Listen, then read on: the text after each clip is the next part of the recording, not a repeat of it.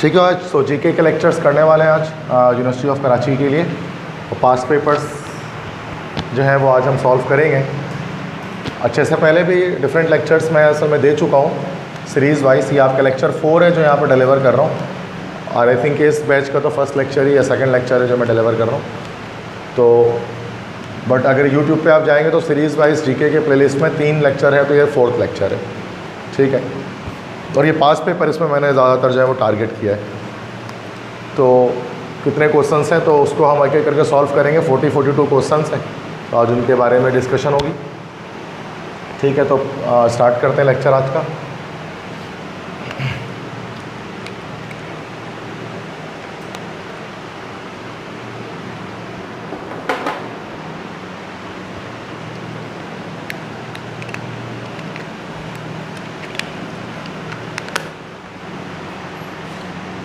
ठीक है, how many times England won ICC cricket world cup. ये फर्स्ट क्वेश्चन है कि इंग्लैंड ने कितनी दफ़ा क्रिकेट का वर्ल्ड कप जीता है। अगर क्रिकेट में इंटरेस्ट है किसी को भी नहीं है, आपको ये नहीं पता कि इंग्लैंड ने कितनी बार वर्ल्ड कप जीता है। इंग्लैंड ने एक ही बार वर्ल्ड कप जीता है। अगरचे इंग्लैंड जो है वो ओरिजिनेटर है क्रिकेट का, क्रिकेट वहीं से शुरू हुई, लेकिन अनफॉर्चुनेटली उन्होंने वर्ल्ड कप शुरू में कोई नहीं जीता। लेकिन जो लास्ट वर्ल्ड कप हुआ था, ये तो पता ही होना चाहिए कि ये इंग्लैंड ने जीता था। ठीक है, प्रीवियस जो वर्ल्ड कप था उसका करेक्ट आंसर है 1 टाइम। ठीक है, एक बार ही जीता है जस्ट। तो देखो, आपको इस चीज़ इंटरेस्ट है नहीं, ऐसे को फ़र्क नहीं पड़ता। जीके वाले ये नहीं सोचते हैं, वो क्वेश्चन डाल देते हैं, क्योंकि बहुत सारे बच्चों को आँख बंद करके पता होता है। वो तो पूरे 1975 से बता देंगे आपको 2019 तक किस किस ने जीता है, और कल रन तक बता देंगे किसने कितने रन बनाए थे। तो इंटरेस्ट तो उनका भी है। Now Chichen Itza is located in dash. Chichen Itza कहाँ लोकेट करता है? Chichen Itza is one of the modern wonder of the world. जदीद वंडर्स में से एक है द चिचेन इट्ज़ा। तीसरा का जो है वो लाइक एक पिरामिड टाइप का होता है, एक बिल्डिंग है।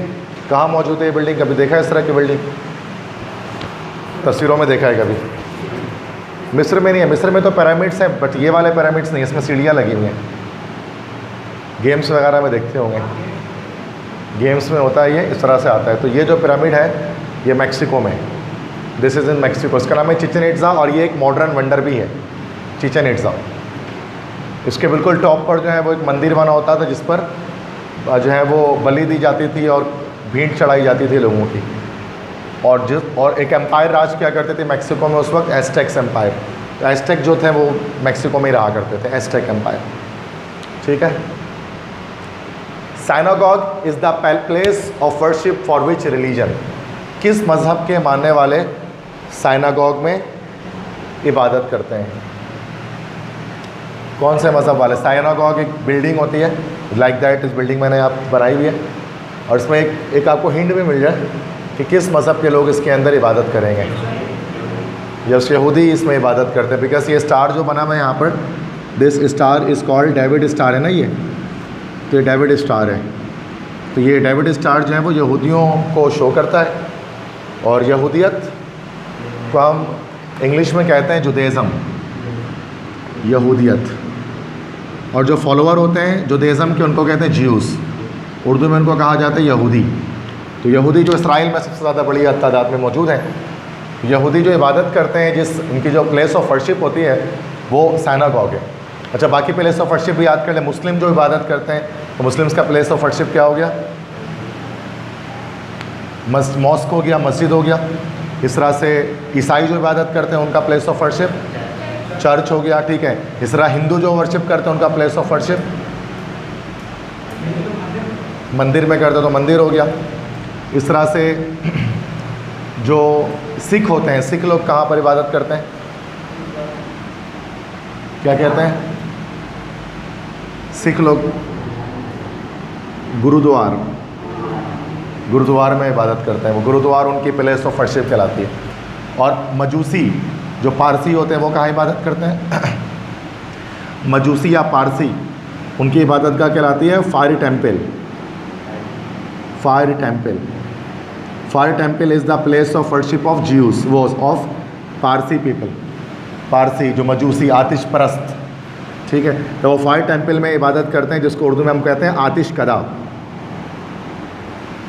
ठीक है, तो वो मजूसी हैं, ईरान में रहा करते थे, अब तो काफ़ी कम है। तो वो 5 टेम्पल में इबादत करते हैं। उनके 5 टेम्पल या जो आग की पूजा करते हैं ना, चूँकि पारसी जो होते हैं, मजूसी जो होते हैं। तो जब मुसलमान आए थे ईरान में तो उन्होंने आतिशकजा बुझा दिया था। वो है ना शेर भी अल्लामा इकबाल का, किसने ठंडा किया आतिशकदा इराक को, किसने ज़िंदा किया तस्करा यज़्दाद। तो आतिशकदा इराक को ठंडा किया था मुसलमानों ने, मतलब बुझा दिया था, जो हज़ारों सालों से 5 टेम्पल में आग चल रही थी। तो आग को बड़ा मुक़द्दस मानते हैं जो पारसी होते हैं। तो सिनागॉग जो है वो यहूदियों की इबादत गाह है। तो यहूदी चर्च नहीं जाते हैं, यहूदी जो है वो सिनागॉग जाते हैं, उनकी अलग अलग इबादत गाह होती है। जो कराची में नहीं है, पाकिस्तान में भी थोड़े ही ना होने के बराबर, इसलिए इतना आइडिया नहीं होता हमें इसके बारे में। विच country is completely surrounded by south Africa? वो कौन सी कंट्री है जो साउथ अफ्रीका से टोटली सराउंडेड है? तो ऐसे कुछ ऐसे कंट्रीज़ भी होते हैं ना जो चारों तरफ किसी एक कंट्री से घिरे होते हैं। जैसे कंट्री यहाँ पर दी है, जो ये तो अफ्रीकन कॉन्टिनेंट है, यहाँ पर ये कंट्री आपको दिख रहा है साउथ अफ्रीका, और साउथ अफ्रीका के अंदर यहाँ पर आपको ये बॉर्डर एक और कंट्री का दिख रहा है। मतलब एक कंट्री के अंदर एक दूसरी कंट्री है, और इस कंट्री का नाम है, दिस इज़ कॉल्ड लेसोथो। तो लेसोथो एक वो कंट्री जो साउथ अफ्रीका के अंदर है, ठीक है। तो Lesotho is a country which is present inside south Africa. और भी इस तरह की कंट्रीज़ मौजूद हैं, जैसे वेटिकन सिटी है, इटली के अंदर है। वेटिकन सिटी वो इटली के अंदर मौजूद है, वेटिकन सिटी। इस तरह से सैन मैरिनो है, सैन मैरिनो ये भी एक कंट्री है जो इटली के अंदर ही मौजूद है, सैन मैरिनो, ठीक है। तो कुछ ऐसे कंट्री है, सैन मैरिनो है, वेटिकन सिटी है, लेसोथो है, ये वो कंट्रीज़ है जो एक कंट्री के अंदर मौजूद है। ज्योग्राफी से क्वेश्चन है ये, तो ज्योग्राफी भी आपकी स्ट्रॉन्ग होनी चाहिए कि यू के एंट्री टेस्ट को पास करने के लिए। The Komodo dragon are found in where? Komodo dragons आपने देखे होंगे, बड़े से लिजर्ड टाइप के होते हैं, टीवी में कभी देखा होगा आपने। कोमोडो ड्रैगन्स कहते हैं इनको, जहरीले होते हैं, टॉक्सिक होते हैं। ये कोमोडो ड्रैगन कहाँ पाए जाते हैं दुनिया में? एक ही कंट्री में पाए जाते हैं बस। यार इतना तो नेशनल ज्योग्राफिक देखा ही होगा ज़िंदगी में, नहीं देखा? बस कम।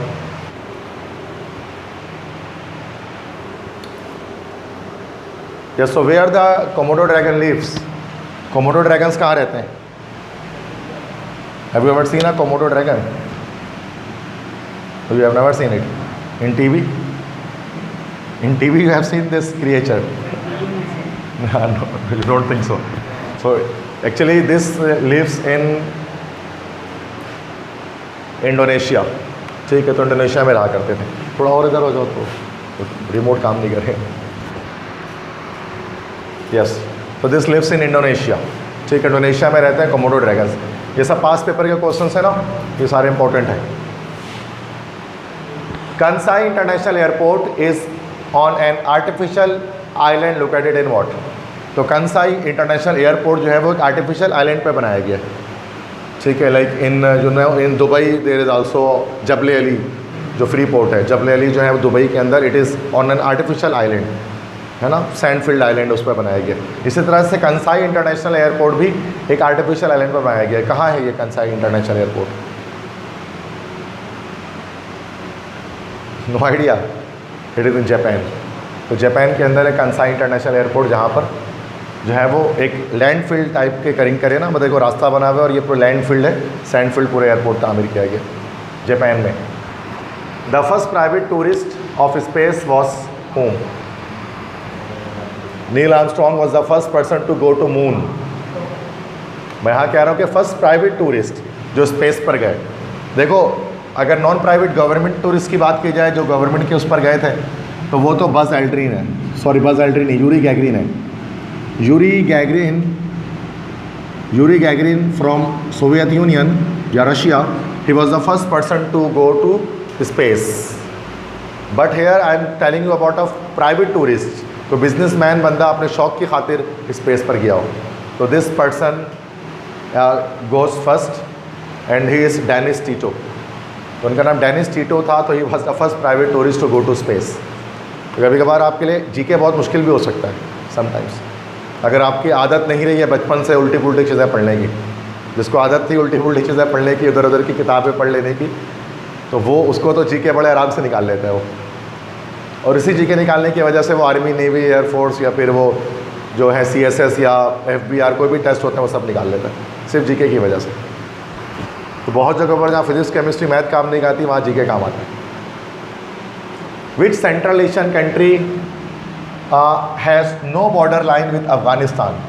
कौन सी कंट्री है सेंट्रल एशियन कंट्री जो रशिया के टूटने से बनी, जिसका अफगानिस्तान के साथ कोई बॉर्डर लाइन नहीं है? तो देखिए सर, अफगानिस्तान के साथ जो कंट्रीज़ हैं सेंट्रल एशियन, तुर्कमानिस्तान है, इसका बॉर्डर मैच कर रहा है इसके साथ, उज़्बेकिस्तान का बॉर्डर मैच कर रहा है और ताजिकिस्तान का बॉर्डर मैच करता है। ये 3 सेंट्रल एशियन कंट्री हैं अफगानिस्तान के साथ मैच करती हैं, तुर्कमानिस्तान, उज़्बेकिस्तान, ताजिकिस्तान।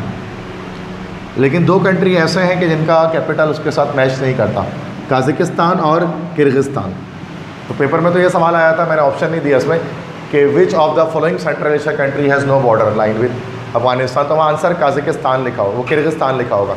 लेकिन किर्गिस्तान के अलावा काज़ाकिस्तान भी एक कंट्री है जिसका अफगानिस्तान के साथ बॉर्डर नहीं लगता। ठीक है, तो 3 सेंट्रल एशियन के साथ लगता है, वो ताजिकिस्तान है, उज़्बेकिस्तान है और तुर्कमानिस्तान है। ठीक है, कैपिटल सिटीज़, अफगानिस्तान का कैपिटल क्या है भाई? काबुल, ये तो पता ही होगा। तुर्कमानिस्तान का कैपिटल क्या है पता है किसको? एशगाबाद।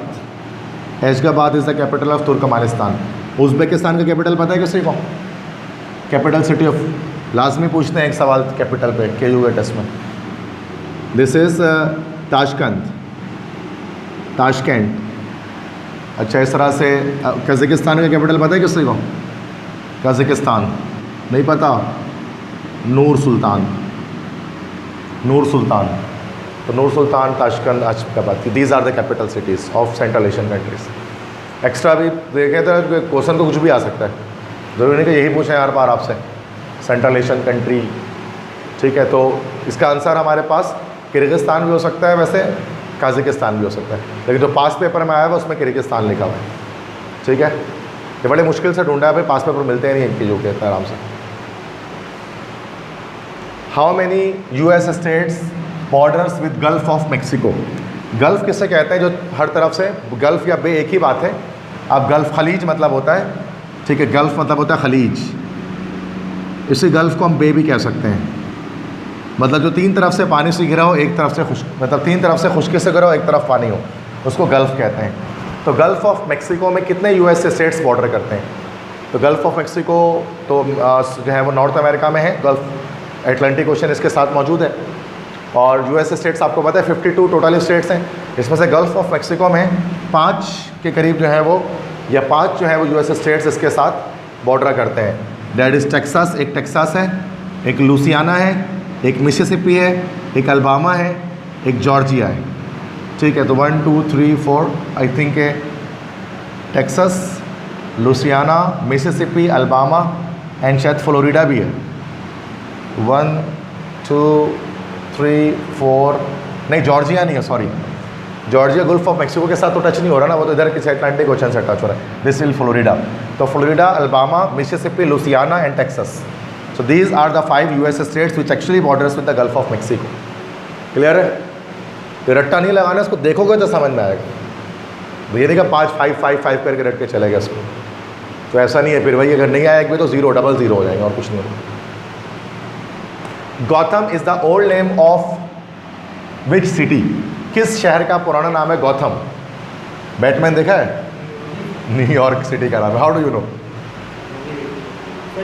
मूवी देखिए, बैटमैन देखिए ना, गौतम सिटी पर हमला, अटैक ऑन गौतम सिटी। तो Gotham is the old name of न्यूयॉर्क, और इसी को सिटी ऑफ स्काई स्क्रेपर्स भी कहा जाता है। The city which has the most number of skyscrapers. क्या कह रहे हो? खुद कह रहे थे। तो New York is the answer, New York city. Who was the first man to circumnavigate earth? circumnavigate earth मतलब वो पहला दुनिया का इंसान कौन था जिसने दुनिया का चक्कर लगाया था कश्ती में, और उसने यही साबित किया था कि द अर्थ वाज स्फेरिकल, कि दुनिया गोल है। यस, कोलंबस ने दुनिया का चक्कर नहीं लगाया था, उसने जो है वो अमेरिका डिस्कवर किया था, US। बट नाम यहाँ पर लिखा हुआ है वैसे, दैट इज़ फर्डिनेंड मैगेलन। ठीक है, Ferdinand Magellan was the person to first circumnavigate the earth.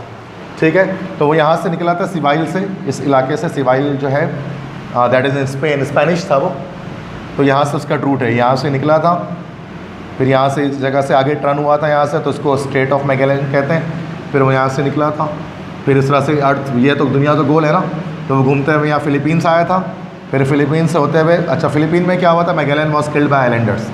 Philippine में उस वक्त आदिवासी लोग रहते थे, थोड़े हॉस्टाइल लोग रहते थे, तो उन्होंने मार दिया था मैगेलन। लेकिन मैगेलन के जो बाकी सर्वाइवर्स थे वो सब आखिरकार वो वापस केप ऑफ गुड होप से होते हुए वापस सिवाइल आ गए थे। तो 18 सर्वाइवर्स भी बचे थे उसके अंदर। 5 कश्तियाँ लेकर गया था, लेकिन एक अकेली कश्ती पहुंची थी वापस, जिसमें सिर्फ 18 सर्वाइवर थे। इस तरह से पूरा दुनिया, मतलब यहाँ से वो गए थे और यहाँ से वापस आ गए थे और साबित किया था कि दुनिया गोल है, earth is round. He was Ferdinand Magellan, a great person to first circumnavigate the earth by sea voyage. ठीक है, बचपन में कहीं पढ़ा होगा, भूल गए होंगे ऐसा कुछ। ठीक है, क्योंकि हम SST में हम हर साल पढ़ते थे, क्लास 3 में, 4 में, 5 में, 6 में, और हर बार पढ़ के जब नया साल आता था तो डिलीट ऑल कर देते थे पिछली मेमोरी को, फॉर्मेट लगा देते थे उस पर। हमारी आदत ही यही थी कि हमें लगता था कहाँ काम आएगा, अब अगले साल अगला पढ़ेंगे, वो पेपर में आएगा। बट जब KU में आया तो पता लगा बचपन की चीज़ें भी पूछे जा रही है। तो कभी SST में टीचर पढ़ाया करती थी, तो इल्म कभी रायगा नहीं जाती, हमेशा काम आता है कहीं ना कहीं। Tower of silence is a place of burial for which religion? किस मज़हब वाले टावर ऑफ साइलेंस में अपने मुर्दों को रखते हैं? टावर्स ऑफ साइलेंस है क्या? यस, पारसी रखते हैं। तो वो टावर ऑफ साइलेंस एक बड़ा टावर होता है, उसमें वो मुर्दे अपने डालकर फेंक देते हैं। फिर उसके बाद वल्चर्स वगैरह, गिद्ध वगैरह आते हैं और वो उसको खा जाते हैं। देखा होगा अभी आपने इस तरह से वीडियो वगैरह में, तो वो खा जाते हैं। यस, हकीकत TV में देखा था। यस, चलो वहाँ से भी कुछ फ़ायदा हुआ तुम्हें। तो वो जो पारसी हैं, तो पारसी लोग क्या करते हैं, आतिश परस्त जो होते हैं, वो अपने मुर्दों को बड़े टावर के ऊपर, टेम्पल और टावर ऑफ साइलेंस में छोड़कर आ जाते हैं। फिर उनको चील कौवे और जो गिद्ध वगैरह, वल्चर्स वगैरह खा जाते हैं। ठीक है, तो वो पारसी या ज़ोरोस्ट्रियनिज़्म मज़हब उसको हम कहते हैं, ज़ोरोस्ट्रियनिज़्म कह सकते हैं, पारसी कह सकते हैं। मतलब भी पाकिस्तान में पारसी बोला जाता है उनको। ठीक है, वरना इंग्लिश में ज़ोरोस्ट्रियनिज़्म, एक this is a religion actually. तो ये इस तरह से होता है। तो वो कहते हैं कि उनको हर चीज़ को पाक कंसिडर करते हैं। वो कहते हैं अगर हम लाश को पानी में डालेंगे तो पानी पाक है, वो नापाक हो जाएगा। लाश को मिट्टी में डाल देंगे तो मिट्टी पाक है, वो नापाक हो जाएगी। अगर लाश को हम जला देंगे तो आग को भी वो पाक मानते हैं, चूँकि आतिश परस्त होते हैं वो कहते हैं आग भी नापाक हो जाएगी, तो जला भी नहीं सकते। ना वो जलाते हैं, ना दफनाते हैं वो, और ना वो पानी के अंदर डालते हैं, बल्कि वो उसको टावर ऑफ साइलेंस में रख देते हैं ताकि वो चील कौवों की खुराक बन जाए। बहुत कम है लेकिन दुनिया में पारसी, पहले बहुत थे। Who was the founder of Lodi dynasty? अच्छा, इस पर फिर यही है ना कि मैंने कंपैरेटिव रिलीजन पे, अब ये सब है, अब चीज़ों पर मैंने पहले लेक्चर तैयार किया हुआ है। जैसे कंपैरेटिव रिलीजन पे मैंने एक पूरा लेक्चर तैयार किया हुआ है यूट्यूब के अंदर, तो उस पर आप देख सकते हैं डिफरेंट रिलीजन्स के मैंने तमाम एस्पेक्ट्स बताए हैं। उनके ब्यूरियल का तरीका क्या है, किस हॉली बुक को पढ़ते हैं, क्या बिलीफ सिस्टम उनका है। तो वो जीके में अक्सर सवाल किया जाता है, क्योंकि हमें इस्लाम को तो पता होता है, बट बाकी religions, Hinduism, Christianity, Judaism, Parsi, Sikhism, इनके बारे में हमें आइडिया नहीं होता। तो उसके वाले से अलग मैंने लेक्चर डाला हुआ है 1 घंटे का पूरा, तो वो अभी मैं नहीं बताऊँगा, टाइम वेस्टेज है, तो घर पर आप देखिएगा लास्ट में। लोधी डायनेस्टी, इस तरह से मैंने दिल्ली सल्तनत पे पूरा एक लेक्चर डाला हुआ है। दिल्ली सल्तनत किस तरह से शहाबुद्दीन गौरी से स्टार्ट होती है और मुग़ल सल्तनत तक आती है। खिलजी डायनेस्टी, लोधी डायनेस्टी, ख़ानदान गुलामा, सब उसमें डिस्कस किया हुआ है। अब वरना तो ये एक सवाल है, अभी आपको समझ में नहीं आएगा कि तब तक आप उस कंप्लीट लेक्चर को नहीं देखोगे मुग़ल सल्तनत पर जो है कंप्लीट, या पूरी दिल्ली सल्तनत पर जो है। तो लोधी डायनेस्टी का फाउंडर कौन था? लोधी डायनेस्टी है ना, एक नस्ल, जैसे मुग़ल डायनेस्टी है ना, उससे पहले लोधी डायनेस्टी थी। लोधी डायनेस्टी का आखिरी बादशाह जो थे वो थे इब्राहिम लोधी, और इब्राहिम लोधी को ज़हीरुद्दीन बाबर ने शिकस्त दी थी, जो अफ़गानिस्तान काबुल से आए थे, और उसके बाद हिंदुस्तान के मुल्किया सल्तनत की बुनियाद डल गई थी।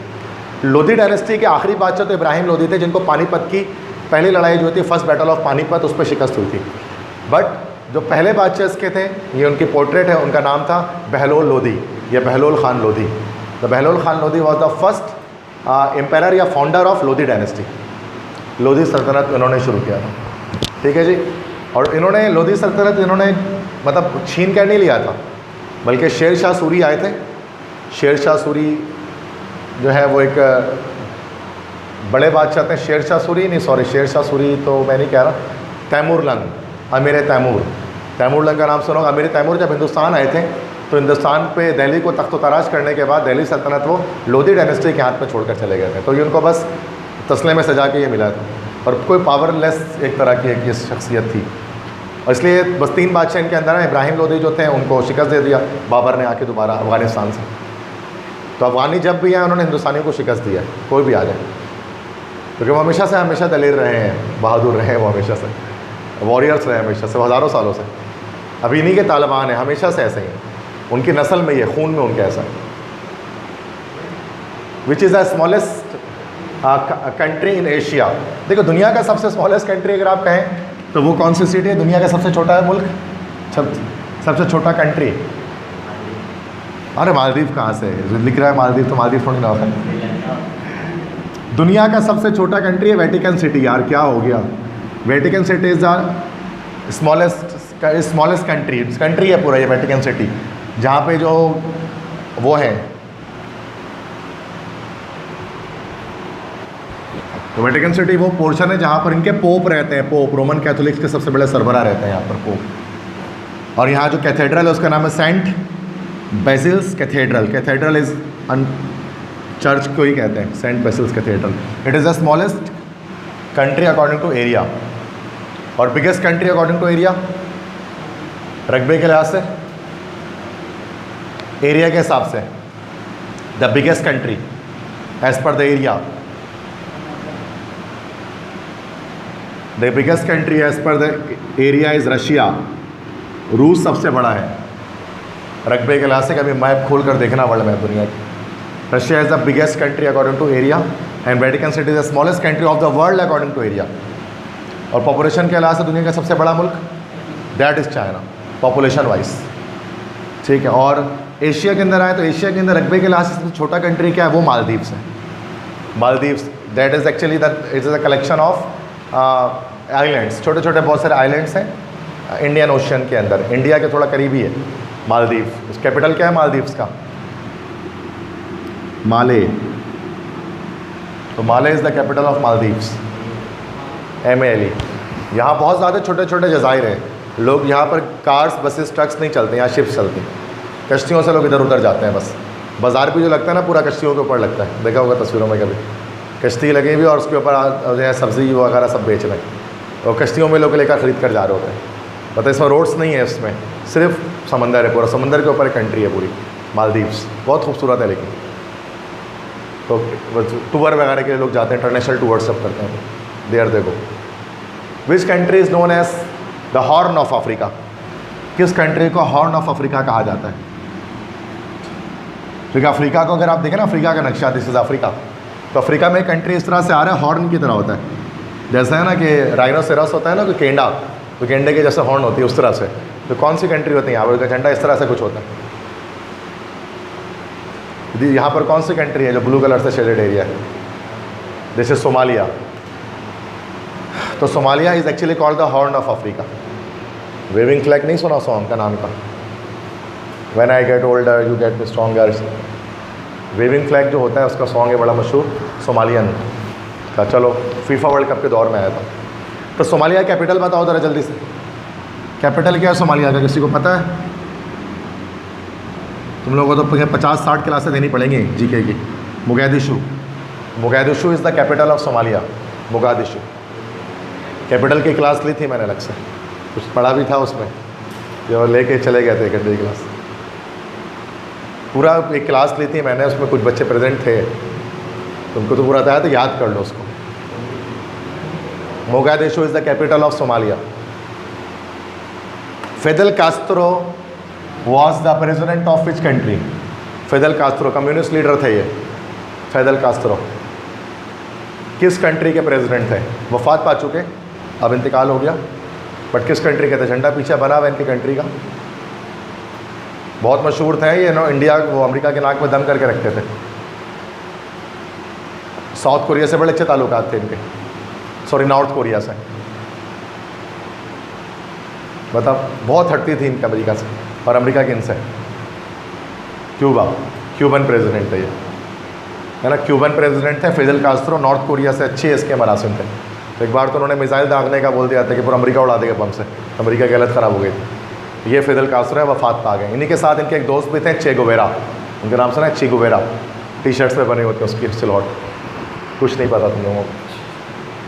A bird that can fly backward, वो कौन सा परिंदा जो पीछे उल्टा भी उड़ सकता है?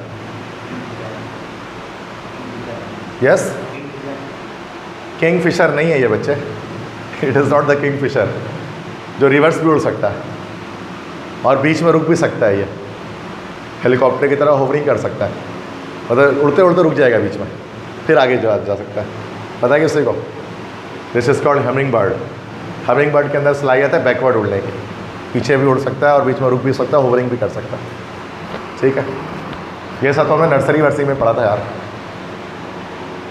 Gwadar became port of Pakistan in which year? Gwadar आपको पता है कि बलूचिस्तान के अंदर है, this the red portion area is Gwadar. Gwadar Pakistan का हिस्सा नहीं था। गवादर को पाकिस्तान को गिफ्ट किया गया था, और किसने गिफ्ट किया था? ओमान के सुल्तान ने। द सुल्तान और Oman gifted Gwadar to Pakistan, तोहफे के तौर पर दिया था। किस ईयर में? गवादर पाकिस्तान का हिस्सा कब बना गवादर पोर्ट? 1958। 1958 से पहले पाकिस्तान का हिस्सा नहीं था गवादर, मिला बाद में पाकिस्तान को। ठीक है, गिफ्ट के तौर पे ओमान के सुल्तान ने दिया था। ओमान में बादशाह थे। Which city is known as the Queen of Adriatic Sea? वो कौन सा शहर है जिसको एड्रियाटिक सी की मलका कहा जाता है? एड्रियाटिक सी यूरोप का एक समंदर है, इटली के आसपास है। इटली का ही एक शहर है जो बड़ा खूबसूरत है। The city on the water भी उसको कहा जाता है, द सिटी ऑन वाटर। इस मतलब इसी तरह से होता है कि पूरा शहर बना हुआ है और बीच में गलियों में पानी होता है और कश्ती चल रही होती है। कभी देखा होगा वॉलपेपर वगैरह बहुत होते हैं उसके। Not, it is not Milan. Milan is in Italy but it is not Milan. Italy के बहुत सारे मशहूर शहर हैं but it is not Milan. नाम सुना होगा Venice, it is Venice. Venice is the city over water, the Queen of Adriatic Sea. बड़ा खूबसूरत है ये, वर्ल्ड टूर पे लोग जाते हैं तो इसका विजिट करते हैं इटली में। विच is the largest island on the Indian ocean? Indian ocean में सबसे बड़ा आइलैंड कौन सा है? देखो, दुनिया का सबसे बड़ा आइलैंड पूछा ना, अगर दुनिया का सबसे बड़ा आइलैंड कौन सा है तो उसका आंसर होगा यहाँ पर मौजूद है वो, this is the Greenland. Greenland दुनिया का सबसे बड़ा आइलैंड है। और अगर एशिया का सबसे बड़ा आइलैंड पूछें तो एशिया का सबसे बड़ा आइलैंड यहाँ इंडियन ओशन में। इंडियन ओशन में जो है, चूँकि ग्रीनलैंड इंडियन ओशन में नहीं है, यहाँ पर this is Atlantic ocean. Greenland जो है वो अटलांटिक ओशन के अंदर मौजूद है।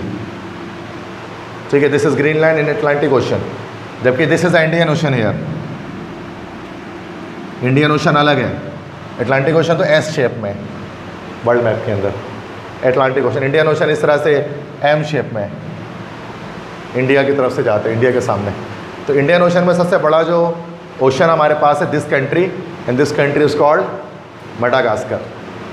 Madagascar is the biggest ocean in biggest largest island on Indian Ocean. जजीरा है सबसे बड़ा।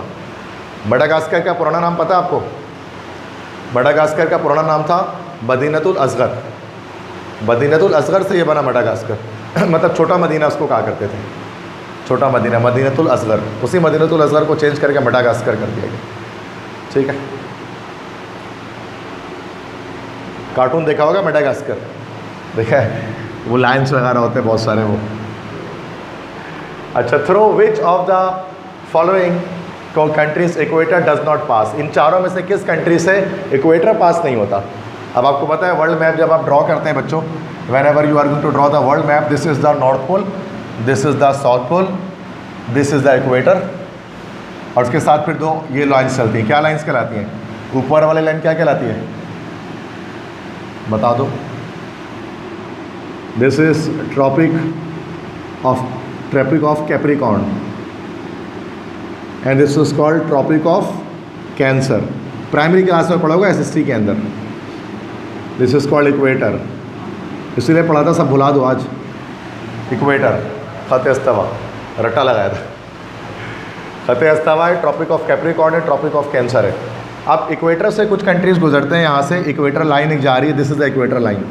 अब उसमें जो कंट्री आते हैं ना, वो कुछ कंट्री हैं, कोलंबिया आ रहा है, इक्वाडोर आ रहा है, ब्राज़ील आता है, गैबोन आता है, इस तरह से कॉन्गो आता है, युगांडा आता है, सोमालिया आता है, कीनिया आता है, मालदीव्स आता है, इंडोनेशिया आता है, किरीबाटी आता है। ये वो कंट्रीज़ हैं जो गुजर रहे हैं, मतलब इक्वेटर में मौजूद हैं।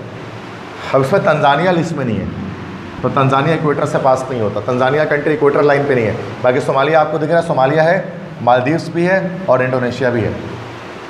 तो ये जो कंट्री है, कुछ मशहूर कंट्री के नाम याद कर लें जो इक्वेटर से गुजरते हैं। इंडोनेशिया गुजर रहे हैं, मालदीव्स, कीनिया, सोमालिया, युगांडा और कॉन्गो, ब्राज़ील। ठीक है, ये वो कंट्रीज़ है कुछ फेमस जो जिस इक्वेटर जिनसे पास होता है, और जिनसे इक्वेटर पास होता है वहाँ गर्मी शदीद पड़ती है क्योंकि वो सूरज से सबसे करीब होता है इक्वेटर वाला पोर्शन। क्योंकि ना जो यहाँ पर है ना ये पोर्शन सन से करीब होगा, और सन से सबसे दूर नॉर्थ पोल और साउथ पोल होता है, तो यहाँ इस वजह से ठंडक ज़्यादा होती है। एंटार्क्टिका है और ये नॉर्थ पोल के कंट्री हैं, Denmark, Sweden, Finland, Norway, England, London, ये सब ठंडे रहते हैं, जबकि ये बीच वाले सब गर्म रहते हैं क्योंकि ये सूरज से करीब तरीन है। तो ये अर्थ स्फेरिकल है ना, ये वाला पोर्शन आगे की तरफ होगा सूरज से, और यहाँ दिन और रात बराबर होते हैं। इक्वेटर की जो कंट्रीज़ होते हैं दिन रात बराबर होते हैं हमेशा, जितने घंटे का दिन है उतने घंटे का रात है। ठीक है, द लास्ट जजमेंट, ये बड़ा मुश्किल MCQs आया था। The last judgement is the famous painting of whom. Last judgement जो है वो किसकी फेमस पेंटिंग है? इन साहब की last judgement is a painting जो कि माइकल एंजेलो ने बनाई थी। Michelangelo was a famous painter and sculptor. और भी अच्छा, आज के दौर में जो सबसे मशहूर तरीन पोइट हैं वो पेंटर, उनका नाम क्या है? Pablo Picasso. पिकासो का नाम सुना होगा आपने, बॉल पॉइंट भी आता है उसके नाम से। पैब्लो पिकासो इटालियन है एंड अभी इस वक्त सबसे बड़े पेंटर दुनिया में ही है पैब्लो पिकासो। और ये बताएं, अच्छा इसके अलावा माइकल एंजेलो एक बड़े पेंटर थे। एक और पेंटिंग है, इसका भी आ सकता था, लास्ट सपर। द लास्ट सपर किसकी पेंटिंग है? द लास्ट सपर पेंटिंग है, ये भी एक इटालियन थे, लियोनार्डो डा विंसी।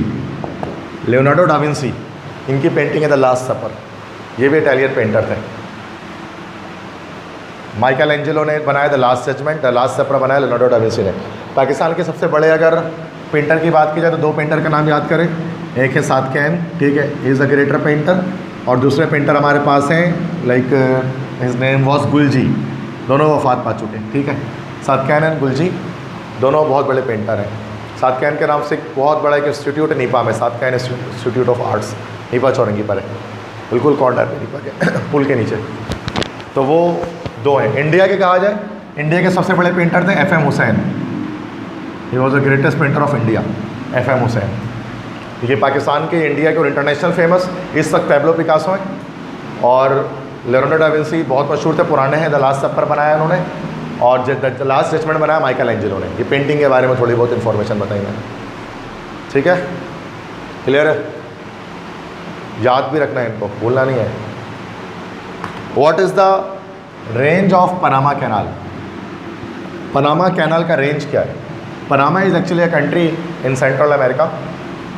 तो यहाँ पर क्या होता है? कैनाल होता है, पनामा कैनाल उसको हम कहते हैं। जो इधर से आप देखोगे ना, यहाँ से नॉर्थ अमेरिका को साउथ अमेरिका से जोड़ता है। यहाँ से एक पतली सी ना, एक अगर आप देखो, ये यहाँ से एक पतला से एक रास्ता बना हुआ है जहाँ समंदर पे यहाँ से यहाँ ट्रैवल करके आगे जा सकते हैं। इसको नहर पनामा कहते हैं, पनामा कैनाल कहते हैं।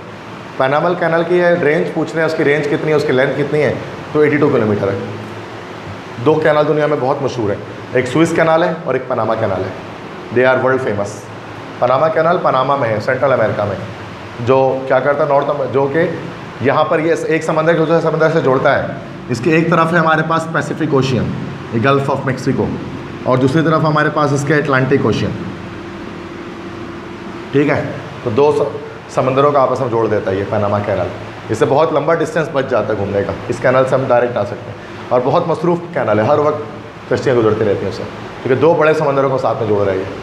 अगर इसके बाहर नहीं जाओगे तो बहुत लंबा घूम के आना पड़ेगा, थाउजेंड्स ऑफ किलोमीटर तय करके जाना पड़ेगा। Who was the first chairman of Pakistan atomic energy commission? Pakistan atomic energy commission के पहले चेयरमैन कौन थे? PAEC, Pakistan atomic energy commission 1956 में बनी थी पाकिस्तान एटॉमिक एनर्जी कमीशन। इसके जो पहले चेयरमैन थे उनका नाम था doctor Nazir Ahmad. He was the first chairman of Pakistan atomic energy commission. 1956 में बनी थी, जिसने एटॉमिक पावर पर काम किया था। फिर डॉक्टर अब्दुल कदीर खान थे, उन्होंने उसको फाइनलाइज़ किया था आखिरकार। अल्लाह को जन्नत नसीब करे, he is no more with us. Rabat is the capital of which country? Rabat किस कंट्री का कैपिटल है? इस रबात, यस, मोराकिश का कैपिटल है, but in Urdu we call it मोराकिश, in English we say it Morocco, ठीक है। तो मोरक्को का कैपिटल है रबात, ठीक है। तो तो मोराकिश का कैपिटल रबात, लास्ट कंट्री आता है अफ्रीका की तरफ जाते हुए, ठीक है, मोराकिश या मोरक्को उसको हम कह सकते हैं। Which is a city of palaces, महलात का शहर किसे कहा जाता है? महलात का शहर कहा जाता है मेक्सिको सिटी को। मेक्सिको इज़ अ कंट्री और उसका जो कैपिटल है वो मेक्सिको सिटी है। तो Mexico city is the city of palaces, जहाँ सबसे ज़्यादा महल मौजूद है internationally. Which language has maximum number of alphabets, किस ज़बान में सबसे ज़्यादा अल्फ़ाबेट मौजूद है, हुरूफ व तहज्जे मौजूद हैं? ये ज़बान मैंने यहाँ पर लिखी हुई भी है, शायद आप समझ नहीं पाओगे कौन सी ज़बान है। हाँ, बर्मी ज़बान तो नहीं इस तरह से होती है, बंगाली नहीं है ये, बर्मा तो बंगाली टाइप की ज़बान है। दिस इज़ कंबोडियन लैंग्वेज, और कंबोडियन लैंग्वेज में 74 अल्फ़ाबेट्स हैं। जैसे इंग्लिश में 26 है ना, A to Z, इसमें 74 है टोटल। तो लार्जेस्ट नंबर ऑफ अल्फ़ाबेट बच्चों इसी में है, कंबोडियन लैंग्वेज में, ठीक है। कंबोडिया एक कंट्री है इन एशिया, तो कंबोडिया में ये बोली जाती है। Khudadad Khan was the first South Asian Pakistani from Chakwal was earned British highest military award Victoria Cross during the First World War. He was fighting with which nation? भाई खुदादाद खान जो थे वो कह रहे कि वर्ल्ड वॉर 1 में, पहली जंग अज़ीम में जो 1914 से 1918 तक चलती रही, उसमें उन्होंने अंग्रेज़ फ़ौज के साथ मिलकर लड़ाई की थी, ठीक है। तो यहाँ पर ये कह रहे हैं कि और अच्छी लड़ाई की थी। तो अंग्रेज़ क्या कि जैसे है ना पाकिस्तान के अंदर क्या है कोई बेहतरीन अगर मिलिट्री अवार्ड, सबसे बड़ा मिलिट्री अवार्ड कौन सा है पाकिस्तान के अंदर? निशान हैदर। तो निशान हैदर अवार्ड किया जाता है।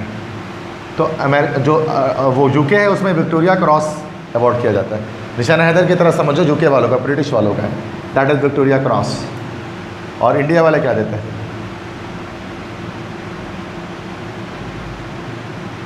वीर चक्रा, है ना, वीर चक्रा उनका अवार्ड है, जो सबसे ज़्यादा जो है वो कह लो कि गैलेंट्री जो दिखाते हैं, ब्रेवरी दिखाते हैं, उनको दिया जाता है। इनको भी दिया गया था अंग्रेज़ों की तरफ से विक्टोरिया क्रॉस। ये किसके ख़िलाफ़ लड़ रहे थे? बेल्जियम के ख़िलाफ़ लड़ रहे थे। तो बेल्जियम के ख़िलाफ़ लड़ते हुए पाकिस्तानी चकवाल के रहने वाले खुदादाद खान को, पाकिस्तान बनने से पहले की बात है, वर्ल्ड वॉर 1 में उनको विक्टोरिया क्रॉस से नवाजा गया। He was the first South Asian to awarded Victoria cross. पहले साउथ एशियन थे खुदादाद खान, चकवाल से रहने वाले थे, ठीक है भाई। बनवा की बात। गडानी बीच is located in which province of Pakistan? Gadani का जो समंदर है वो कौन से सूबे में है पाकिस्तान के? गए तो होगे गडानी, बलूचिस्तान में, सिंपल है, हब क्रॉस करके आता है, तो बलूचिस्तान के अंदर है गडानी बीच। ये तो बहुत बेसिक क्वेश्चन है। गडानी, ओरमाड़ा, पसनी, गवादर, ये सारे, या कुंडमलीर हो गया, ठीक है, ये सारे के सोमनियानी बीच, ये सब के सब आपके वहाँ मिलेंगे आपको बलूचिस्तान में। बहुत सारे बीचेज़ हैं, सब खूबसूरत हैं बड़े। Who was the founder of SUPARCO? SUPARCO के फाउंडर कौन थे? Doctor Abdul Salam. Doctor Abdul Salam was the founder of SUPARCO and he was also the first Nobel prize holder of Pakistan. And जिनको फिज़िक्स में जो है वो नोबेल प्राइज़ से नवाजा गया 1974 में। तो किस वजह से? GUT की बुनियाद पर ग्रैंड यूनिफिकेशन थ्योरी उन्होंने पेश की थी। GUT ग्रैंड यूनिफिकेशन थ्योरी उन्होंने पेश की थी, इसकी बुनियाद पर इनको किससे नवाजा गया?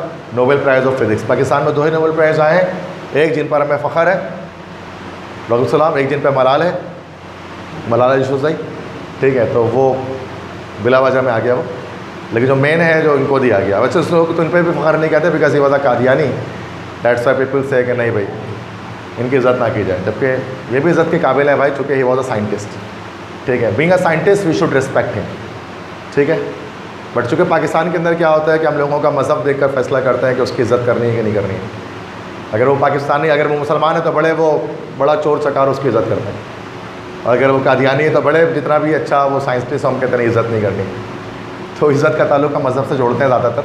तो डॉक्टर अब्दुल सलाम है, इन्होंने GUT पर काम किया था, जिसकी बुनियाद पर CERN जो लार्ज हैड्रॉन कोलाइडर है, LHC large hadron collider, the greatest lab, the greatest ever particle accelerator in France, वहाँ पर वर्किंग चल रही है।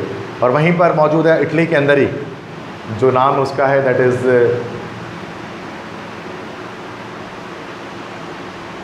Abdul Salam institute of theoretical physics in Italy. Italy के अंदर एक इदारा है पूरा, उसका एक इंस्टीट्यूट है, उसका नाम है Abdul Salam institute of theoretical physics. तो अब्दुल सलाम के नाम पर है। पाकिस्तान में इनके नाम से कोई इदारा नहीं है। जर्मनी के अंदर, फ्रांस के अंदर पूरा एक रोड है इनके नाम पर, डॉक्टर अब्दुल सलाम रोड कहते हैं उसको, एक हाईवे का नाम रखा गया। लेकिन पाकिस्तान में इनके नाम पर एक डिपार्टमेंट था इस्लामाबाद में, कायद-ए-आज़म यूनिवर्सिटी के अंदर Abdul Salam department of physics, उसको चेंज करके Abdul Qadeer Khan department of physics कर दिया गया। ये वो मोहसिन पाकिस्तान थे, दैट्स वाई। बट ये भी थे, लेकिन चूँकि इनका मज़हब कुछ और था तो हमने उनको नहीं ज़्यादा फॉलो किया।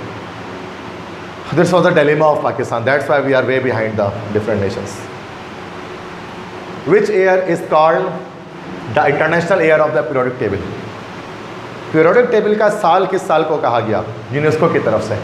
यूनेस्को ने, जो यूएनओ का इदारा है, United Nation Educational Scientific Cultural Organisation, तो यूनेस्को ने एक ईयर जो था दैट इज़ द ईयर 2019 को कहा था कि ये पीरियोडिक टेबल का साल है, और उसके नाम पर नामजद किया था बिकॉज 2019 में ही पीरियोडिक टेबल कंप्लीट हुआ था, 118 एलिमेंट पूरे उसके, तो उसको उसका साल कहा गया, क्योंकि एक अरसे से हज़ारों सालों से एलिमेंट्स डिस्कवर हो रहे थे, तो 2019 में जाकर कंप्लीट हुआ 118 एलिमेंट। तो ये 2019 is the international year of the periodic Table, ठीक है। Which sword is called Excalibur? Excalibur किस तलवार को कहा जाता था? ये तलवार थी किंग आर्थर की, इंग्लैंड के बादशाह थे किंग आर्थर, उनकी तलवार को जो है वो एक्सकैलिबर कहा जाता था। इन्होंने ही राउंड टेबल शुरू की थी, राउंड टेबल कॉन्फ्रेंसेस होती थी ना, गोल मेज कॉन्फ्रेंस, वो किंग आर्थर ने शुरू की थी thousands of years back, England में रहते थे। अच्छा, ये तो है इनकी तलवार है। अच्छा, हज़रत अली के पास जो तलवार थी उसका क्या नाम था? What is the name of sword of हज़रत अली? इतना तो देखा है अर्तुगरुल में, दमीर को नहीं सुना? दमीर पहले एपिसोड में क्या कहते हैं? सिंपल सी बात है, मेरा नाम का मेरा सरनेम भी यही है यार, क्या कर रहे हो? जुल्फ़िकार, ठीक है। तो Zulfiqar is the name of sword of Ali. दो धारी तलवार थी ना, ये इस तरह से थी, इतना कि कोई तलवार नहीं जुल्फ़िकार जैसी और कोई बहादुर नहीं अली जैसा, ठीक है। तो ये जुल्फ़िकार के बारे में तो है, ला इला सैफ जुल्फ़िकार, ठीक है। तो अच्छा, थोर के हथौड़े का नाम क्या था पता है? थोर के पास, अगर आपने देखा है एवेंजर्स देखा है कभी, तो थोर का जो हथौड़ा था मजोलिनिक, उसके बाद आई थिंक इन्फिनिटी वॉर में या एंड गेम में उसके टूट गई थी शायद वो, तो स्टॉर्म ब्रेकर शायद था उसके दूसरे, स्टॉर्म ब्रेकर वो बाद में उसके लिए बनाया गया था, उसको कैप्टन अमेरिका ने उठा लिया था, तो क्या उसको कोई उठा नहीं सकता था। उसकी भी पूरी कहानी है, because he was a pure person. अब देखो जी के वहाँ से भी आ रहा है जी के कहीं से भी आ जाता है।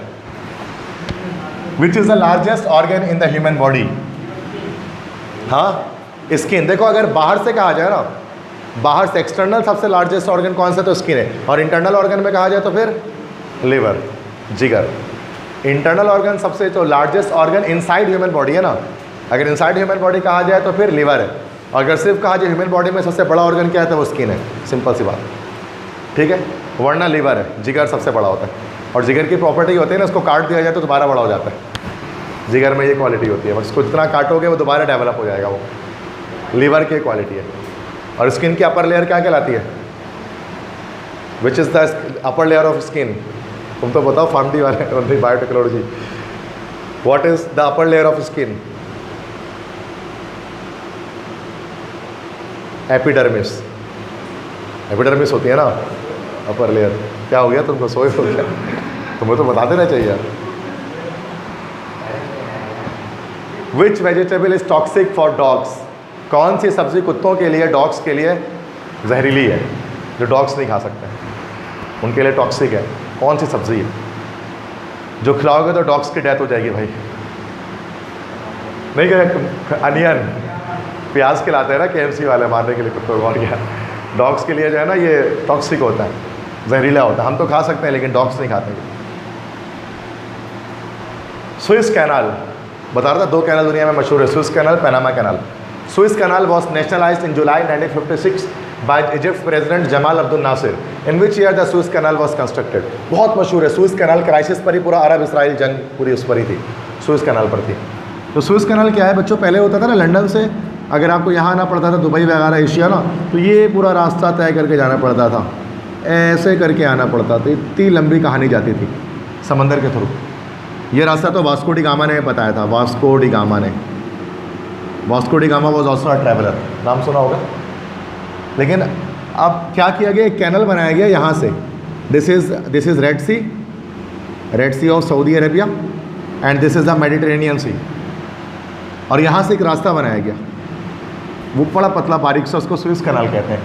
अभी कुछ महीने पहले वहाँ पर एक बड़ा कंटेनर फंस गया था, तो सुबह से शाम तक टीवी में यही दिखा रहे थे कि स्विस कैनाल फंस गया, कितने करोड़ रुपए का नुकसान हो गया, अरबों रुपए का नुकसान हो गया दुनिया को। क्योंकि स्विस कैनाल से सारी ट्रांसपोर्ट, जितने भी यूरोप से एशिया में ट्रेडिंग होते हैं ना, सब स्विस कैनाल से होती है। तो वो टोटली तमाम की तमाम। तो ये स्विस कैनाल पहले ना नेशनलाइज नहीं था, पहले यूरोप का भी था, ये सब का था पहले ये, जिसमें जो चाहे गाड़ी इसमें मतलब कोई अपनी शिप डाल सकता था, सबके लिए ओपन था। फिर इजिप्ट के जो प्रेसिडेंट थे, जिनका नाम था जमाल अब्दुल नासिर, बहुत बड़े लीडर थे ये, जमाल अब्दुल नासिर ने इसको 1956 में नेशनलाइज कर दिया था। मतलब इजिप्ट का कर दिया था कि अब हमारे इजाज़त के बिना कुछ नहीं गुजर सकेगा। और ये बहुत बड़ा, इसी से स्विस कैनाल क्राइसिस किया था, उन्होंने बंद कर दिया था उसको बाहर वालों के लिए। तो बड़ी लड़ाई चल गई थी इस पर, जंग चल गई थी, अरब इसराइल वॉर। तो अब इसी पर, तो ये पूरी डिटेल मैंने इसकी अरब इसराइल कॉन्फ्लिक्ट जो मैंने बनाया ना वीडियो, 2 वीडियो हैं आधे घंटे की, उसमें मैंने डिटेल में बताया अरब इसराइल कॉन्फ्लिक्ट के बारे में, टेम्पलेट क्या इसराइल का, फ़लस्तीन का और क्या मसला है दुनिया का। एक न्यूट्रल पर्सपेक्टिव के लिहाज से मैं बात करता हूँ, मैं कोई बड़ा इमोशनली बात नहीं करता चीज़ों पर, ठीक है। तो वो बड़ा अच्छा लोगों ने उसको देखा था और समझा भी था उस दौर में, जब अभी 6-7 महीने पहले फ़लस्तीन का मामला चल रहा था। तो लोग अपनी मदद से बहुत सारी बातें करते हैं ना, तो वो मैंने उसको न्यूट्रल पर्सपेक्टिव उसमें शो किया था। तो वो ये कब स्टार्ट कब हुआ था, स्विस कैनाल को बनाया कब गया था, 1869 में। 1869 में उसको बनाया गया था और 1956 में नेशनलाइज किया गया उसको। जमाल अब्दुल नासिर जो इजिप्ट प्रेसिडेंट थे, उन्होंने उसको नेशनलाइज किया था। And he was a great leader of Egypt, सबसे ज़्यादा तरक्की इजिप्ट के इसी दौर में हुई, जमाल अब्दुल नासिर के दौर में। और इन्होंने ही जो है वो पूरे दुनिया के मुसलमानों को एक करना चाहा, किंग फैसल की तरह इनका भी बड़ा रुतबा था, ठीक है। How many times Australia won ICC cricket world cup? Australia ने कितनी बार जीता है? 2 दफ़ा नहीं जीता है, 5 दफ़ा जीता है। 3 दफ़ा तो हैट्रिक मारी है, 99, 2003, 2007, लगातार 3 बार जीता है, ये तो अलग ही है। फिर एक बार इंडिया की बारी है, फिर ऑस्ट्रेलिया जीत गया, और एक बार बहुत पहले जीता हुआ, तो 5 बार जीता है ऑस्ट्रेलिया ने, ठीक है, वर्ल्ड कप। और यही 5 बार जीता ब्राज़ील ने फुटबॉल वर्ल्ड कप। तो मुझे फुटबॉल में ज़्यादा पसंद है। हाँ, दोनों देखते हो, ठीक है, ओके। फुटबॉल में ब्राज़ील 5 टाइम्स विनर है और क्रिकेट में ऑस्ट्रेलिया 5 टाइम्स विनर है। In which year the cricket world Cup started? किस साल क्रिकेट वर्ल्ड कप स्टार्ट हुआ? पहला क्रिकेट वर्ल्ड कप कब खेला गया? वेस्ट इंडीज़ ने उसको विन किया था, तभी चेहरे नहीं दिख रहे आपको इनके, तो वेस्ट इंडीज़ ने इनको विन किया था। गारफील्ड सोबर्स बहुत मशहूर इनके जो है वो प्लेयर थे उस वक्त। किस ईयर में पहला वर्ल्ड कप कब हुआ था? 1975 में, 1975 में, और 60 ओवर्स का था ये, 60 ओवर्स का वर्ल्ड कप था जो जीता गया था। और वेस्ट इंडीज़ वाहिद टीम है दुनिया के जिसने तीनों फॉर्मेट में वर्ल्ड कप जीते हैं, 60 ओवर्स का भी जीता है, 50 ओवर्स का भी जीता है और T20 वर्ल्ड कप भी जीता है। तो वैसे कोई और टीम नहीं है जिसने तीनों फॉर्मेट के 60 ओवर, 50 ओवर, 20 ओवर तीनों जीते हैं। 20 ओवर वाला तो जीता था ना ब्रैथवेट, जो लाइन से छक्के मारे थे आखिरी में 4, ठीक है, बेन स्टोक्स को मारा था। When was Pakistan atomic energy commission established? अभी बताया था थोड़ी देर पहले, 1956 में। 1956 में पाकिस्तान एटॉमिक एनर्जी कमीशन को स्टार्ट किया गया ताकि पाकिस्तान के एटमी प्रोग्राम को स्टार्ट किया जा सके। लेकिन काफ़ी सालों के बाद पाकिस्तान ने एटमी धमाका किया। एटमी धमाका कब किया पाकिस्तान ने? एटमिक एक्सप्लोजन कब हुआ पाकिस्तान में? यौम तकबीर मनाते हो मई को, 28 मई 1998 में हुआ था, नवाज शरीफ के दौर में। Stanley Wolpert wrote book on, Stanley Wolpert ने किस पर किताब लिखी, किस मशहूर पर्सनैलिटी पर? स्टैनली वॉलपर्ट एक इंग्लैंड के राइटर हैं, ऑथर हैं। उन्होंने कायद मोहम्मद अली जिन्ना पर किताब लिखी, जिन्ना ऑफ पाकिस्तान, सबसे मशहूर किताब यही है स्टैनली वॉलपर्ट। हमने जो फर्स्ट टाइम में पढ़ा है वो सर जॉन वॉल्टन की है, पाकिस्तान जिंदाबाद, वो सर जॉन वॉल्टन की है। तो सर जॉन वॉल्टन के अलावा स्टैनली वॉलपर्ट इन्होंने भी जो है वो जिन्ना के बारे में पूरी किताब लिखी। और ब्रिटिश जिन्होंने जो हिस्ट्री ऑफ पाकिस्तान लिखा ना, हिस्ट्री ऑफ जिन्ना लिखा, उनके ज़्यादा चलती है, ठीक है। वो बड़े इम्पार्शल और न्यूट्रल पर्सपेक्टिव शो करते हैं किसी पर्सनैलिटी के बारे में। पाकिस्तानी ऐसा नहीं करते, वो जिस फ़िरके का और जिस मज़हब का और जिस सियासी नोयत का बंदा होता है ना, वो कायज़म को पैसा बना देता है ना। मतलब कोई दावत इस्लामी का अगर लिखे तो वो कहेंगे कि जो है वो जिना जो थे वो मिलाद बनाया करते थे, झंडे भी लगाया करते थे, घर के ऊपर हरा इमामा पहनते थे। अगर कोई देवबंदी लिख दे तो लिखेंगे कि भाई वो चिल्ले पर जाया करते थे, सरोज़ा भी लगा उन्होंने बहुत बार। मतलब पाकिस्तान में ऐसा होता है, मानो ना मानो, लोग अपने बिला वजह की चीज़ों को डालते हैं। भाई आप न्यूट्रल पर्सपेक्टिव शो करें भाई, जो वो थे, हिस्ट्री सी जिसका नाम है, आप उसको तोड़ मरोड़ के पेश करो। इसलिए पाकिस्तानी हिस्टोरियन की कदर नहीं है दुनिया में, तारीख दानों की, जो तारीख अब बहुत तोड़ा मरोड़ा है पाकिस्तानियों ने। हमारे PhDs की मिसाल है, PhD की बुक जो है, कितना तोड़ मरोड़ के हमारी हिस्ट्री बयान की गई है। Which country celebrates Valentine's day after 1st on 14 फरवरी 2019? किस कंट्री ने दुनिया में पहली बार वैलेंटाइन डे 14 फरवरी 2019 को मनाया? आज से 2 साल पहले सिर्फ, उससे पहले बैंड था वहाँ वैलेंटाइंस डे मनाना। UAE में बैंड है? मुझे नहीं पता, बैंड नहीं है। It was actually Saudi Arabia. Saudi Arabia में बैंड था, 2019 में ये बैंड हटा है, ठीक है, कि वैलेंटाइंस डे मना सकते हैं। जब मोहम्मद बिन सलमान है उसके बाद से तो पहली बार मनाया गया। तो उन्होंने वो बड़ा मॉडर्नाइज़ करना चाहते हैं सऊदी अरब। मोहम्मद बिन सलमान जो प्राइम मिनिस्टर हैं सऊदी अरबिया के, किंग सलमान के बेटे। विजन 20 कौन सा 2050 है शायद उनका, या 2020 है, क्या विजन है उनका नहीं पता। विजन 2020 और 2030 है जो वो देखते हैं। Free town is the capital of, ये तो आपका फरिश्तों को भी नहीं पता होगा। फ्री टाउन जो है सीरिया लियोन का कैपिटल है। Sierra Leone is the country, तो उसका कैपिटल है फ्री टाउन, ठीक है। मुश्किल है भाई ये, पाकिस्तान क्या बोले तो बोला सर बता भी दे इस्लामाबाद, ये क्या पूछ लिया। सीरिया लियोन, इस कंट्री का नाम नहीं पता, कैपिटल का नाम खास पता होगा सीरिया लियोन।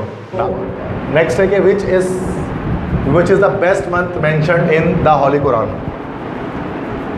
तो that is the month of Ramadan. अच्छा, Ramadan is also called the month of people, लोगों का महीना है ना, उम्मत का महीना, that is Ramadan. And which is the prophet, which is the month of prophet? यह नबी करीम सल्लल्लाहु अलैहि वसल्लम का महीना कौन सा कहलाता है, जो नबी पाक को पसंद था खुद?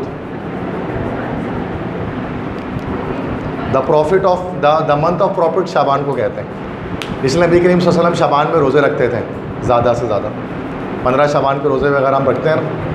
अच्छा, वो which is called the month of Allah, अल्लाह का महीना किसे कहते हैं? नॉट ज़िलहज, रजब को कहा जाता है, रजबुल मुरज्जब, दैट्स वाई। तो Rajab is the month of Allah, Shaban is the month of prophet, and Ramadan is the month of people, लोगों का महीना। तो ये रमदान से एक्स्ट्रा मैंने बताया। विच is the biggest animal mentioned in the holy Quran? तो सबसे बड़ा जानवर जिसको मेंशन किया गया वो कौन है? एलिफेंट। एलिफेंट को अरबी में क्या कहते हैं? फील। सूरह फील के अंदर तस्करा है ना, अलम तरा कैफा में। तो वो पूरे अबरहा का जो वाक़या है तो 30वें पारे में ही है, जो हम नॉर्मली नमाज में ही पढ़ रहे हो तो सूरह फील को, तो वहाँ एलिफेंट का तस्करा है सबसे बड़ा। और सबसे छोटा जानवर जिसका तस्करा किया गया, दैट इज़ मस्कीटो। उसमें अल्लाह ने चैलेंज किया उसके अंदर कि तमाम कुफ़ार मिल गए और एक मच्छर बनाकर दिखाएं, है ना, कि अल्लाह ताला मुशरिकीन से चैलेंज करता है कि तमाम कुफ़ार आपस में मिल जाएं और मिलकर एक मच्छर भी तख्लीक करके दिखाएं तो हम उनको मानें। तो वो अल्लाह ताला चैलेंज करता है मच्छर के, जो जिस आयत में अल्लाह ने मच्छर का तस्करा किया मस्कीटो में। How many words are in the longest, ये छोड़ दें उसको। How many words are in the smallest, ये भी छोड़ दें। और जो मैंने छोड़ने कह रहा हूँ उसको लिखने की ज़रूरत नहीं है। विच सूरा of holy Quran is called the mother of Quran? Quran की माँ किस सूरे को कहते हैं? उम्मुल कुरान। सूरह हमद को कहा जाता है उम्मुल कुरान, उम्मुल कुरान भी कहते हैं सूरह हमद। या और कल मैंने और भी बताया था ब्राइड ऑफ कुरान किसे कहते हैं? सूरह रहमान को। और द हार्ट ऑफ कुरान सूरह यासीन को। ये अभी आ गया द मदर ऑफ कुरान, तो सूरह हमद है। हाउ मैनी सूरा स्टार्ट विद अल्हम्दुलिल्लाह? कितनी सूरतें जो है वो अल्हम्दुलिल्लाह से स्टार्ट होती हैं? तो हमद, इनाम, कहफ, सबा एंड सूरह फतर, 1 2 3 4 5 सूरा जो है वो अल्हम्दुलिल्लाह से स्टार्ट होती है। Which surah has the same number of verses as the same number of surah of holy Quran? तो ये तो छोड़ दें, नहीं पूछेंगे। How many surahs name in only 1 letter? कितने सूरत हैं जिसके सिर्फ एक लेटर पर मुश्तमिल है सूरत का नाम? वो 3 सूरत है, क़ाफ, स्वाद और नून। ये 3 सूरतें जिसमें सिर्फ एक लेटर है। क़ाफ सूरह क़ाफ है, सूरह सौद है और सूरह नून है, ठीक है। हाउ मैनी, अच्छा ये तो असल में हुर्फ़े जो है वो होता है ना जिस तरह से सिंगल्स वर्ड वाले वर्ड का, तो उस अलिफ लाम मीम उस तरह के वर्ड्स हैं, ये मुक्तात कहते हैं उसको हुर्फ़े। How many surah start with word in ना, तो इसको छोड़ दें। Which surah has the number of its verses equal to the number of मासूमीन। अच्छा, तो दैट इज़ सूरह सफ़, तो उसमें जो है वो 14 वर्सेस हैं और नंबर ऑफ़ मासूमीन भी जो है वो हमारे पास 14 है। 14 मासूमीन मतलब 14 सितारे, मतलब अल्लाह, मतलब नबी करीम सल्लल्लाहु अलैहि वसल्लम में हज़रत बीबी फ़ातिमा, हज़रत अली, उसके बाद इमाम हसन हुसैन और उनके बाद उनकी नस्ल आगे जो इमाम ज़ैनुल आबिदीन से, तो 14। तो वैसे इतने कोई पूछा नहीं जाएगा उसको, ठीक है। विच सूरह आर कॉल्ड मुशाबहत या मुशाबहत, किस सूरह में मुशाबहत ज़्यादा है, ये भी छोड़ दें, अल्फाज के लिए है ये। हाँ मैंने सूरह आर, हाँ ये है इंपॉर्टेंट है, आर मक्का एंड हाँ मैंने सूरह आर मदनी। मक्की और मदनी सूरतें कितनी हैं यार, ये लिख लें। मक्की सूरतें हमारे पास 86 हैं और मदनी सूरतें 28 हैं, टोटल 114 है। मक्की और मदनी सूरतों की तादाद रखें आप, मक्की सूरतें 86 हैं, मदनी 28 है। विच सूरह is on the name of the tribe of holy Quran, ये तो बड़ा आसान है कि कौन सा सूरह मक्के के एक कबीले के नाम पर है, दैट इज़ कबीला कुरैश। नेक्स्ट है विच सूरह is called the heart of Quran, ये तो बता चुका आपको, पता है यासीन। विच सूरह, इन विच सूरह the name of Allah is repeated 5 times, किस सूरह में अल्लाह का नाम 5 बार रिपीट हुआ, तो दैट इज़ किस सूरत के अंदर है। Which surah are name, that is अज़ाइन, ये भी छोड़ दें। Which surah on the name of holy war, हाँ ये याद रख लें, हॉली वॉर के नाम से, जंग के नाम से कौन सी सूरह है, तो सूरह अहज़ाब, जंग खंदक, ग़ज़वा खंदक के नाम से। विच सूरह is on the name of a metal, कौन सी सूरह मेटल के नाम से, ये याद रख लें, तो मेटल के नाम से सूरह हदीद है। हदीद जो है वो, हदीद अरबी ज़बान का लफ्ज़ है, उर्दू में उसको कहते हैं लोहा, इंग्लिश में कहते हैं आयरन, केमिस्ट्री में उसका सिंबल होता है Fe। तो आयरन जो है वो, हदीद जो है ना वो, that is the name of a metal. इसमें अल्लाह ताला फरमाता है कि हमने आज पर आसमान से लोहा नाजिल किया, मेटलर्जी के बारे में। मेटल एक ऐसा सूरत जिसका नाम मेटल से शुरू होता है किसी। विच सूरह डज़ नॉट स्टार्ट विद बिस्मिल्लाह, कल आपने बताया, तो सूरह तौबा बिस्मिल्लाह से शुरू नहीं होती, अल्लाह पाक ने गुस्सा किया इस पर, दैट्स वाई। कलिमा तय्यबा is mentioned in Quran for how many times, कलिमा तय्यबा कुरान पाक में कितनी बार मेंशन हुआ है, तो 2 टाइम्स, 2 जगह पर मेंशन हुआ है। लेकिन याद रखिएगा कंप्लीट एक साथ कहीं पे भी नहीं हुआ है। ला इलाहा इल्लल्लाह अलग जगह हुआ है, मोहम्मद रसूलुल्लाह अलग जगह हुआ है, पूरा कलमा मिलाकर कहीं एक जगह पर कुरान पाक में नहीं लिखा हुआ, ठीक है। नेक्स्ट है the word Quran means to read, Quran के मतलब होते हैं पढ़ना, तिलावत करना, जिसको पढ़ा गया। सूरा मीन्स सिटी ऑफ रेफ्यूज, सूरा के मतलब क्या होते हैं, तो सूरा के मतलब होता है सिटी ऑफ रेफ्यूज, पनाह का शहर, जिस शहर में पनाह ली जाए, सूरा के लिटरल मीनिंग्स हैं। तो ये कुछ मैंने आपको बताया, जो कहा कि याद लिख लें उसको, तो आप डेफिनेटली उसको लिख लें, ठीक है। जो इम्पोर्टेंट नॉलेज है पाकिस्तान के बारे में, तो फर्स्ट है नेशनल फ्लावर ऑफ पाकिस्तान, तो पाकिस्तान की नेशनल फ्लावर क्या है, जैस्मीन। जैस्मीन को उर्दू में क्या कह सकते हैं, यस दैट इज़ चंबेली। तो चंबेली का फूल पाकिस्तान का कौमी फूल है। नेशनल बर्ड पाकिस्तान का कौन सा है, चकोर। देखा है चकोर किसी ने, चकोर देखा है, वो 14वीं की चांद आती है ना, तो वो ऊपर की तरफ जाता है, चांद की तरफ जाता है, तो चांद से बहुत मोहब्बत होती है चकोर को, तो वो हमेशा जो है वो चांद की तरफ ऊपर जा रहा होता है। और नॉर्मली चकोर लोग अपने घरों पे रखते हैं, दुकानों में रखते हैं, चूँकि उससे जो है ना जादू नहीं होता, कहा जाता है अगर आप चकोर को रखेंगे अपने दुकानों में या घरों पे तो उस पर जादू नहीं होगा, तो जादू का तोड़ निकालती है ये परिंदा। रूहानियत बहुत ज़्यादा है इसके अंदर, लोग कहते हैं चकोर के अंदर। अब ये मैंने सुना है, ज़्यादातर मैंने पठान्स को देखा है, पश्तूनी स्पीकर्स होते हैं ना, तो वो अपने पास होटलों वगैरह में रखे थे चकोर को, अब उनको ज़्यादा बिलीफ है इस चीज़ पर, पठान्स का। नेशनल ट्री ऑफ पाकिस्तान देवदार, बैनियन ट्री शायद इसको कहते हैं, नेशनल ट्री देवदार, यस नेशनल ट्री, कौमी दरख्त पाकिस्तान का। नेशनल एनिमल पाकिस्तान का ये तो पता है, मारखोर, तो मारखोर जिस ISI का भी जो सिंबल है मारखोर है, मारखोर पहाड़ी इलाकों में रहते हैं, वो बहुत कम है, रेयर स्पीशीज़ हैं और पाकिस्तान में सिर्फ पाए जाते हैं। मारखोर इसलिए कहते हैं सांप खाते हैं ये, खोर मतलब खाने वाला और मार मतलब होते हैं सांप, मतलब उनके लोकल लैंग्वेज में। तो ये स्नेक ईटर्स होते हैं, सांप को खाते हैं ये मारखोर, और पहाड़ पे चढ़ जाते हैं लंबी लंबी, और इंसानों से बहुत दूर रहते हैं, इंसानों के करीब कभी नहीं आते हैं ये, इसलिए उनको पकड़ना बहुत मुश्किल है मारखोर को।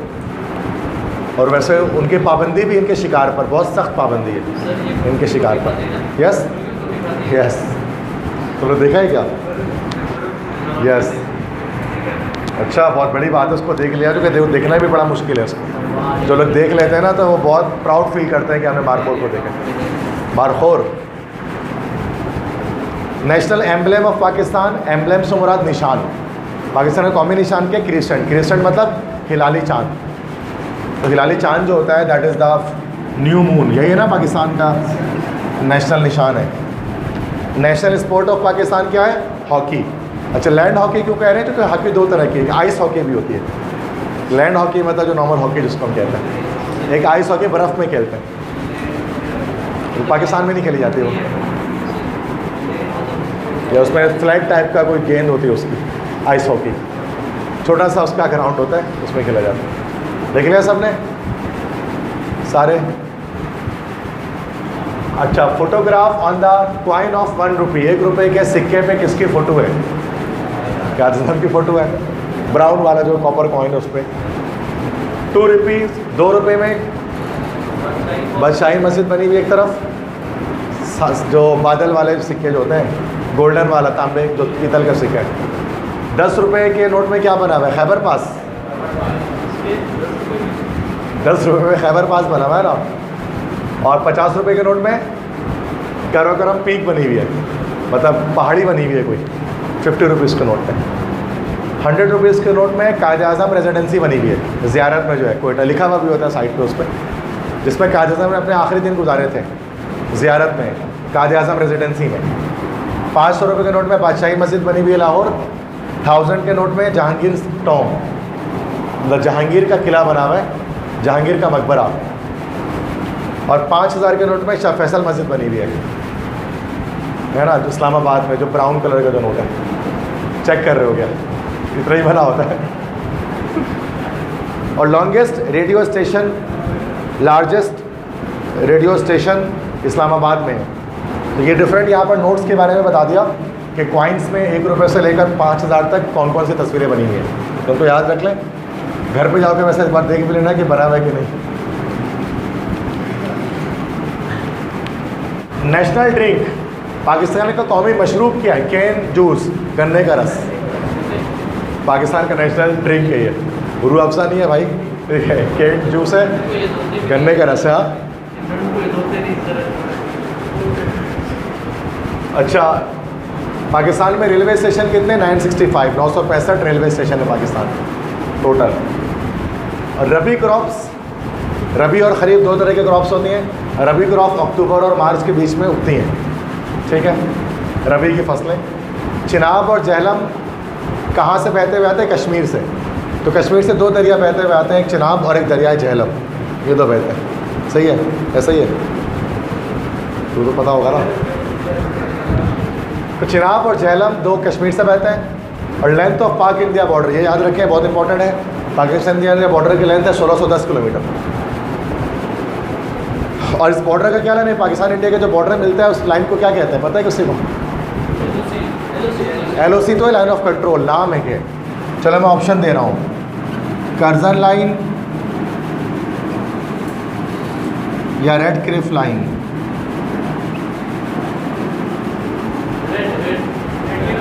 Red Cliff line, yes. Curzon line कौन सी है फिर? अफ़गानिस्तान पाकिस्तान का जो बॉर्डर है वो कर्जन लाइन है। और अफ़गानिस्तान और पाकिस्तान का जो बॉर्डर है ना, उस लाइन को हम कहते हैं कर्जन लाइन। और पाकिस्तान इंडिया बॉर्डर का नाम है रेड क्लिफ लाइन, ठीक। बैतुल माल इस्टेब्लिश्ड इन, बैतुल माल किस साल में इस्टेब्लिश हुआ पाकिस्तान में? 1992 1992 में बैतुल माल बनाया गया पाकिस्तान में। पाक ईरान बॉर्डर की लाइन, अच्छा ये बॉर्डर की लाइन छोड़ दें, वैसे ये सारे छोड़ दें, सारे नहीं याद करो, बस पाकिस्तान इंडिया इंपॉर्टेंट है। 5 रिवर्स फ्लोइंग पंजाब, मतलब 5 दरियाओं के नाम रावी, सतलज, चिनाब, इंडस और ब्यास, ये 5 दरिया हैं। वारसक डैम कौन से दरिया पर बना हुआ है? तो वारसक डैम बना हुआ है काबुल रिवर पे, दरियाई काबुल पे, KPK में है ये, खैबर पख्तूनख्वा में। याद रख लें वारसक डैम जो है वो काबुल रिवर पे बना हुआ है, वारसक डैम। रावल डैम छोड़ दें, खानपुर डैम छोड़ दें, ये भी तरबेला डैम याद रख लें। तरबेला डैम कंप्लीट हुआ 1969 में। 1969 में तरबेला डैम पाकिस्तान में बनाया गया, एक बड़ा डैम है पाकिस्तान का ये, इसको छोड़ दें। ये याद रख लें number of lines in anthem, Pakistan की कौमी तराने में 15 लाइनें हैं, 15 लाइन्स हैं। नहीं, अगर ये नहीं याद आ रहा तो एक बार गा देना तो याद आ जाएगा, पाक सरज़मीं शाद बात। तो टोटल 15 लाइन्स हैं। किसने लिखा पाकिस्तान का कौमी तराना? हफीज़ जालंधरी ने लिखा। अच्छा, इसकी धुन किसने बनाई? धुन किसने बनाई इसकी? म्यूज़िक किसने बनाई? कंप्लीट नाम तो मुझे याद नहीं है, बट मतलब कुछ जो है वो छांगला करके थे, वो उनका नाम था कुछ छांगला करके कुछ नाम है, एंड नेम पता है मुझे, तो बस वो खुद आप सर्च कर लेना उसके हवाले से। हफीज़ छांगला, यस। तो उन्होंने धुन बनाई। अच्छा, पाकिस्तान का झंडा किसने बनाया? पाकिस्तान का झंडा किसने बनाया? फ्लैग बनाने वाले का नाम था Amiruddin Kidwai. He made the flag of Pakistan, ठीक है। अच्छा, नेशनल एंथम में किस ज़बान में लिखा गया नेशनल एंथम? फारसी में। अच्छा, नेशनल एंथम के अंदर उर्दू का सिर्फ एक वर्ड मौजूद है, वो क्या है? का। पाक सरजमीन का निज़ाम, जो का है सिर्फ वो उर्दू में। अच्छा, पाकिस्तान का जो पहला कौमी तराना था वो एक हिंदू ने लिखा था, एक उर्दू में लिखा गया था, और वो एक हिंदू ने लिखा था। उनका नाम क्या है?